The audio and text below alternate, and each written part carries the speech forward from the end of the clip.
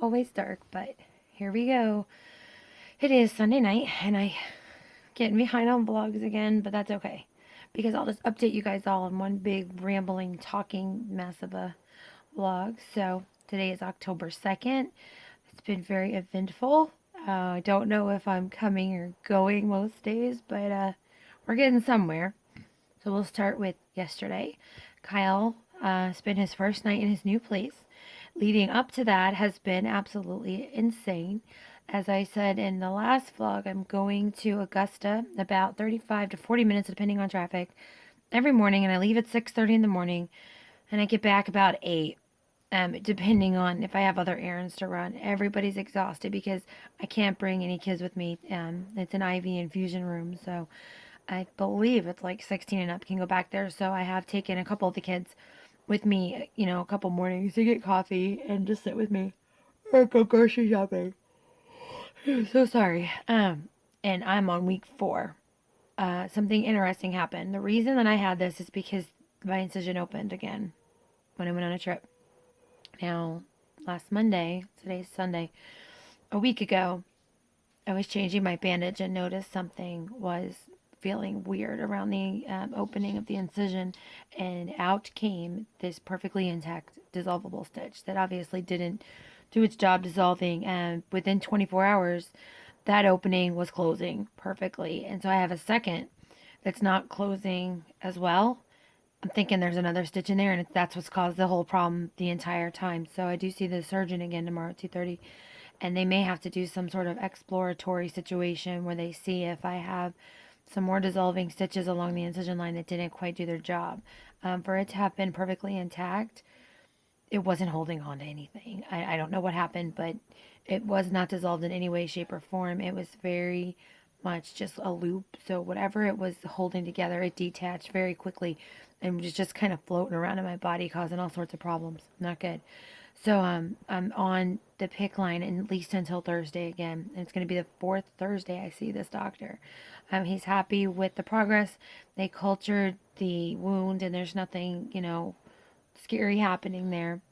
And along these medical anomaly lines, I had a filling break a couple months ago. Wasn't bothering me, and then it really, really started bothering me. So finally had the tooth taken out a week ago, and it felt absolutely amazing for 2 days because it had been in so much pain. And the dentist told me, or the hygienist told me that had I not been on an IV antibiotic, I probably would have been in a world of hurt because it wasn't a good situation in my mouth. Um, so that was Friday, and by Monday, I felt like a firecracker had gone off. It was like in my ear and everything, and so I thought, oh God, there's definitely an infection there, and it may not. What I'm getting in through the IV may not actually be cutting what's going on here because there are different classes of antibiotics. And so I called and they're like, no, honey, it sounds like you have a dry socket. So I hauled it my ass back in there, and yes, I did. So I had to add that to my daily routine because I had to go in and they had to pack this tooth with Novocaine and gauze. And but along that, I've taken this whole immune system thing like incredibly seriously. If you guys saw the amount of supplements, you'd think I'm like a supplement addict, but I'm taking so much in order to boost my immune system up, and it's helping somewhat because this thing just started healing like that. So I don't have to, I was supposed to go back in again on Monday, but no, by Friday it was already doing its thing and I'm good to go. So that's good. I did skip my infusion today because I told him absolutely not. I will not be in here on Sunday because I was staying overnight in Atlanta over Saturday, and I had made those plans a long time ago. So I did that. I actually left, went and got my IV thing, came back home, got ready, and I went to the airport and got a rental car because I didn't want to leave Jamie without a car. Corbin's lost the van key. We don't know where it is. It was the only one we had. Um, but I had already planned to take a different car anyway, just because I don't like driving our little car everywhere, and I don't like leaving Jamie without, a smaller vehicle to transport the kids in. So I picked up my rental car. Oh, Jesus, Lord mercy. And I drove to like the mecca of home organization, and I spent hours and hours in Ikea, touching everything, pulling it out, seeing how it worked, taking pictures of like the price tag. So I know now what's available at IKEA as far as in terms of pricing, sizing, and whether or not it's sturdy. There was a few things there. I was like flicking the plastic, and I knew like it just any kind of pressure would break it. But there was surprisingly a lot of stuff for a low price, for cheap. that was very sturdy, and I needed to get my hands on things before I start recommending those products to clients. So that was that. I meant to go to the Container Store too during this excursion, but when I got up this morning, number one, I slept in at the hotel. Number two, when I finally made my way out, I was in downtown Atlanta and there was a big ass football game going on. I've never seen anything like it. All the traffic lights were disabled, flashing red. There was police traffic or police, people doing the traffic. And like where my GPS would say turn left, you couldn't turn left. They had the street blocked off. So I was all kinds of screwed up. So I'm like, I'm just going to get on the interstate and start heading home. But I had to stop. I had to get coffee. And I plan to. I'll listen to some of my, seminars on the way. But I'm finding I cannot listen to talking while I'm driving. It makes me tired. It makes me sleepy. So I can't do it. So I'm going to have to figure something out. I'm not doing them fast enough. It seems like I am so pressed for time, and on the way back yesterday I was feeling overwhelmed. I have so much going on and I'm not meeting. I'm flaking on people. I'm not remembering things. It's because I'm used to getting up early at my home and having like a good block of time to sort my day out before I have to deal with the demands of being a mom and homeschooling. And I thought, I'm never going to get it together. I thought, as soon as this IV thing's done, I'm going to, number one, be in the routine of waking up, which I've always wanted to. Sometimes I sleep in. Now I always get up at 5. I mean, it's just, I don't even have to set the alarm anymore. I immediately get up at 5. And the house doesn't start to wake up until between 8 and 9. So I have that good block of time. That's a lot of time in order to deal with business stuff, personal stuff, and charity stuff. So I think once the IV thing is done, I will have a whole lot more time on my hands and I'll have established a good routine that's getting me up early to do the things I need to do in the quiet instead of staying up really, really late and being tired all the time. So, business front, right now, currently, I'm working with a web designer and it's getting built to my specifications. I really, really like who I'm working with. It's going really well. And it's a lot more work than I thought to have to deliver content and set up a specified or a dedicated YouTube channel. She wants me to get a Yelp page, a Google Plus page. I'm having to buy stock imagery that's royalty free. So, I mean, there's just thousands upon thousands of images. So you have to constantly making decisions what you want your site to like reflect. And she actually offered to find me free images, but I don't want that. I want exactly what I want. If I'm paying the money to do this project, I want it to be perfect. So as soon as that's up, I will be handing out business cards because believe it or not, it's really weird for me because I did Jamberry for 2 years and did well. I owned my own business and I had the same level of well, not maybe not the same level of responsibility, but people weren't as receptive or warm to it. They're like, yeah, that's nice. The minute it's out of my mouth that I'm professionally organizing, do you have a card? What do you charge? Are you taking on new clients? I mean, everybody I've talked to, like in my dentist's office, at the doctor's office, my OBGYN doctor, they're all interested in this and it's blowing my mind actually. It's a lot of responsibility to take on a new business like from scratch because there's like the basics. There's number one, I need a website, but what is the website going to have? I have to have content. I have to have my contact information. I have to put out messages that actually reflect who they're going to be working with. I've had to design my hourly. You have to come up with your hourly wage. I'm taking classes for this, so I'm having to do that. I have to come up with like client contract forms and like homework things and portfolio folders to give clients. I had to come up with package deals that kind of say this is what's all included in this kind of thing. I have several that are actually unique. I have a lot of things that are from my brain that aren't typical for professional organizing businesses that I think because this is what's weird to me. I'm being paid to do what I've had to do for 20 years of my life, and that's organize time and space to make it work because we had so many people in our house and so many different needs and so many different personalities. And I had to keep things running. And the only way to do that is to just stop and ask myself, okay, what's working, what's not working? And that's the first thing you ask your clients is this space that you're having trouble with, what's working, what's not, how do you use it? How do you actually really use this space? Not what Pinterest tells you, not how your mom arranged her pantry. How do you interact with your belongings in a way that feels comfortable to you? And people think you're going to come in and clean. It's like, no, your method is very valid. But what's tripping you up? Like if it takes 5 steps to get your cup of coffee, let's reduce that as much as we can. And I just watch and I watch what they do and give them permission to do it exactly like they're doing. So I'll give you an example. Like somebody had like a coffee station. They had a coffee pot but their little pods for it were in a pantry that was across the kitchen. Some were shoved up here, and I was like, well, if you make coffee here, everything should be here. You should have cups. You should have your K-cups. You should have your sweeteners, and anything else that can be right here needs to be right here. You need to be able to make your coffee by just standing in one place and grabbing. And so we set that up. That's what I do. And a lot of people just don't intuitively think about it, and I love it. But the work involved is absolutely crazy because I have to get what's in my head to actually be able to explain to people, what am I coming in and doing? What are you paying me for? And oh God, being at Ikea just gave me so many more ideas. I really enjoyed being in the kitchen specifically because the kitchen is somewhere like you spend a lot of time and you need it to function. And I noticed like a lot of their displays, I'm 5'8", I couldn't reach the top. It was silly to have them so high up. There was no usable, it's not usable space if you can't access it by standing there unless you're going to use a step stool at all times. Most people will not. I also found it interesting that, I mean, I just kept opening cabinets, reaching in and deciding, was it functional, was it not? And I figured out that 15 inches is the perfect depth for a cabinet. Anything else, you're just reaching back and things are getting lost. And it's funny to me that people don't actually, even designers, don't think about how do people live. They think what looks good. If it looks good and it's like useless, what's the point? You know, it's like what they say, pearls on a swine. Looks nice, but what's the point? You know. So that being said, it's just absolutely exhausting. So I gave myself until today to really focus on that. I need to deliver content to my web designer. I've picked out my royalty-free images. I only bought 5 to start with because they're not cheap.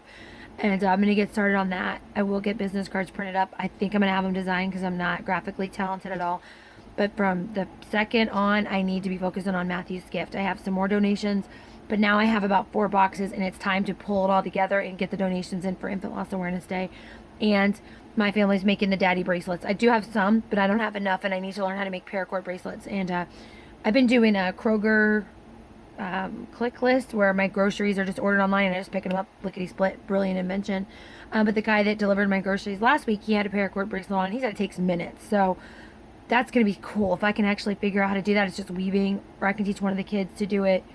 I think we'll be, doing that fast because we have everything else. The only thing we're lacking right now is daddy bracelets and the books, which I have set money aside to order them for a long time because we had a fundraiser. I just didn't want them in the house while, kids and whatnot.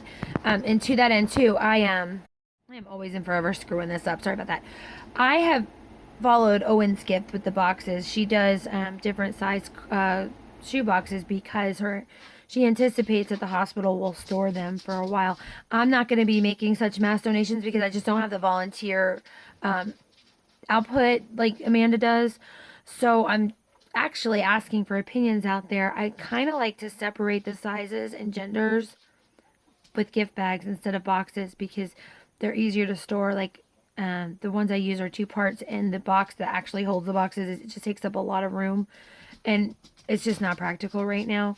So I'm wondering out there, what do you guys think as far as Amanda was able to pre-make boxes and seal them with ribbons, which would be easy, but I've been requested to leave them open, not seal them at all.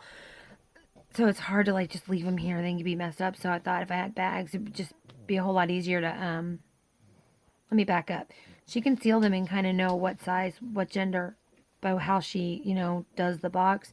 I can't do that, so I was having to come up with a system that showed this is, preemie girl or full-term girl. And I was thinking if I had like light pink bags and dark pink bags, that they could differentiate and, make it a little bit easier because the boxes aren't special. They're just shoe boxes. I wish I could find something really epic, but I don't really know. So business, charity, home life. Like I said, we got Kyle out. We kicked him out now.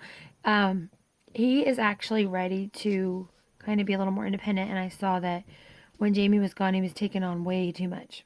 He was being like the dad figure, and he's 18. He doesn't need to be doing that. He needs to be a teenager or an emerging adult. And so he is going to be staying in a room, a paid room. It's with a single mom with a 2-year-old, so he's not going to be off going all crazy. He does not wish to get a car at this time. He wants to bike it to anywhere he needs to go because he said he doesn't want the financial responsibility of car insurance and gas. He wants to put time. He wants to do YouTube full time, and he has a 3-month plan of how to increase his income. It wasn't bad. I mean, it was good for a teenager, but he said within the next month he's going to see if increasing what he's doing He actually had this whole list of stats. It was so cute. Like, I think I'm going to do this, and this is how many views, and this is how much subscribers I need, and blah, blah, blah. And we kind of think, why not? You know, he doesn't want to go to college. We're not putting a bunch of money out for that. So, that he has a career path he'd like to pursue, we're going to let him and help him out just a little bit. And if it doesn't generate the income he thinks it's going to within a relatively short amount of time, that's when he'll be looking for a job. But for him, it is a job. He does spend on each video he puts out 8 to 12 hours as far as recording and then editing it and uploading it. He does not take it lightly. So we had to do a whole bunch of stuff, like get him a bank account, and he had to order acoustic foam because he's pretty loud, and the room he's in has hardwood floors. There's just not a lot of sound absorption. So he got that. He got that up on his wall. I taught him how to add groceries to the grocery click list thing. So he had to pick his own groceries, and he got a bank account started. So he'll have his own debit card, and he's going to do direct deposit of his checks that he gets. And he's on his own. It's so weird, and I think the girls are a little, you know, because there's a lot of changes. And yesterday, Jamie was taking him to this new house, and I was on my way to Atlanta, and I guess I'll help recluse the little ones because they're very confused about Jamie in and out, in and out. So we're working on that. He is here. We don't sleep in the same room. We don't have the same room.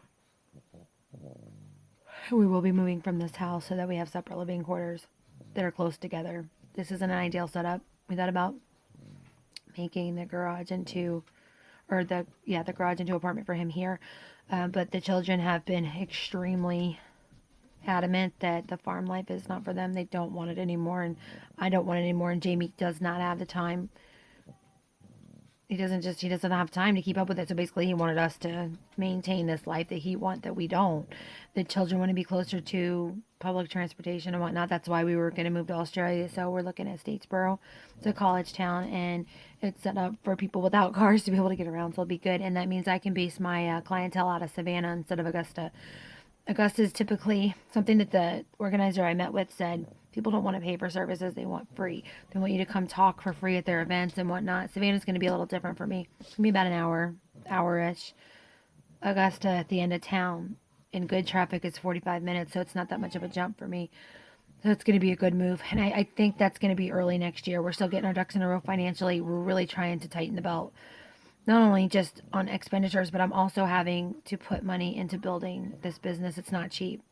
Like domain names, hosting, website design, materials, travel to and from. Like this trip wasn't cheap, but I had to go. One of my assignments was to know your area sources for supplies for people and be able to point them in the right direction in order to organize their home efficiently and, for every budget. And now we need to go to the Container Store, but I'm not going to go stay the night in Atlanta again. It's kind of scary. So everything else, pretty steady. Just everything's in a flux right now in terms of me having to go to the city every single friggin' morning. That being said, though, I haven't been inside a gas station in forever. So now I've been in gas stations, and this whole coffee bar thing that they got going on, and these gas stations, absolutely brilliant. So I walk in and I get the biggest cup. That's important. When you're up at 5 in the morning, it's really important. Half cappuccino, half coffee, half and half, vanilla shot. Sometimes you can put whipped cream on it. I don't even know these things existed, but wow, my world has opened up, y'all. Coffee stations and gas stations, they really up their game. I feel like I'm in the damn Jetsons. It's like all that make it better is somebody doing it for you. You know what I mean? Which is why Starbucks coffee is $6 a cup, because they do it for you. Yeah, and that's that. That's been life for this week. Crazy, busy. Okay, not brilliant, but okay, and getting better. It's gonna keep getting better because when I don't have to wake up and go to the city, I'm going to feel like so grateful for the thing that I was taking for granted, just getting up and doing my day. So, oh, and this little guy is crawling.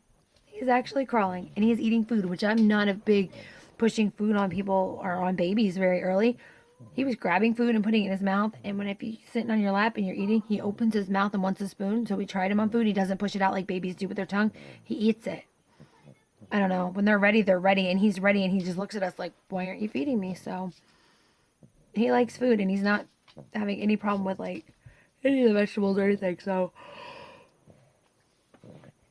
he's gonna be trouble, guys. He's doing everything early, but so cute. This baby is I love all my kids, but as far as babies go, he's been the most pleasant, sweet, happy, well-adjusted little thing. Always happy. Unless he's hungry, then he's not happy. But other than that, he is. So, ugh, the timing sucked, but so glad we have. So anyway, I'm gonna sign off and hopefully get to bed soon because I gotta be up really super early. So I will see you guys next week.